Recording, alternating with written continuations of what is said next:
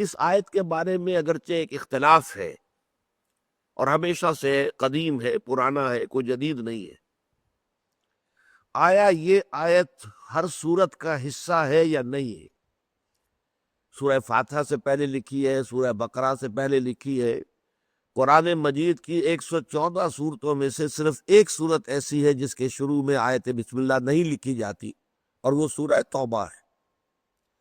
باقی 113 صورتوں کے شروع میں لکھی ہوئی موجود ہے۔ لیکن آیا یہ ان صورتوں کا حصہ ہے یا نہیں؟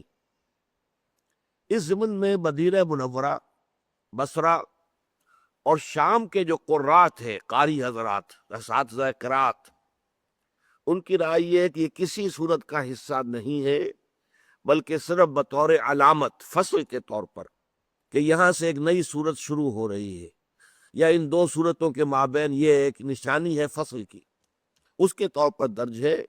اور یہ آیت قرآن مجید میں صرف سورۃ النمل میں آئی ہے، جس کی کہ میں نے ابھی تلاوت کی، کہ حضرت سلیمان علیہ السلام نے جو خط لکھا تھا ملکہ سبا کو، وہ شروع اس طرح ہوا تھا، انہو من سلیمان، یہ خط سلیمان کی طرف سے ہے علیہ الصلاۃ والسلام، وَإِنَّهُ بسم اللہ الرحمن الرحیم، اور اس کا آغاز ہے اللہ کے نام سے کہ جو رحمان اور رحیم ہے۔ صرف یہ مقام ہے قرآن مجید میں سورۃ النمل کی آیت نمبر 30 کہ جس میں یہ قرآن مجید کے متن کا حصہ ہے۔ باقی یہ صرف 113 مرتبہ لکھی گئی ہے، لیکن یہ قرآن مجید کی آیات میں شمار نہیں ہوگی۔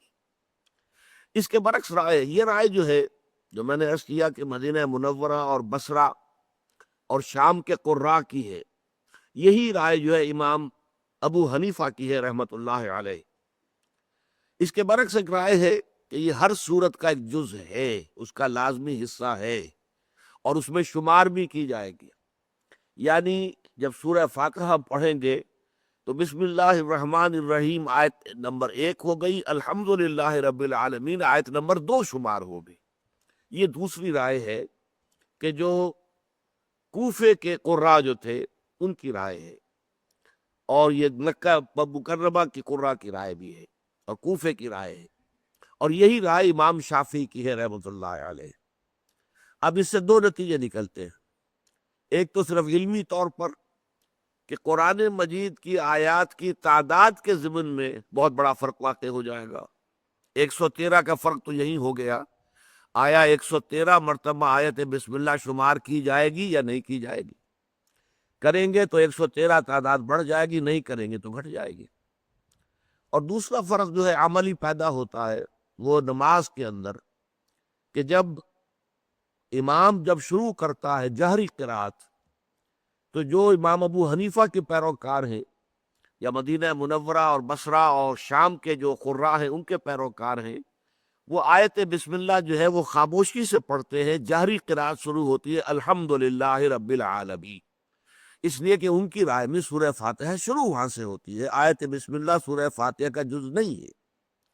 لیکن ہمارے ہاں جو شافعی حضرات ہیں، اور شوافع ہمارے ہاں اتنے زیادہ نہیں ہے، لیکن ان کے یوں سمجھیے کہ انہی کے مسلک پر اس اعتبار سے اس معاملے میں اہل حدیث حضرات ہیں، وہ جب جہری قرات شروع کرتے ہیں تو بسم اللہ الرحمن الرحیم کو بھی بلند آواز کے ساتھ ادا کرتے ہیں، پھر یہ کہ الحمدللہ رب العالمین۔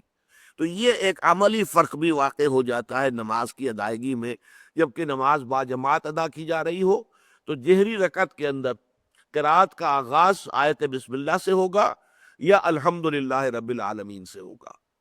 اس کی بنیاد اس اختلاف پر ہے جو میں نے آپ کو بتا دی۔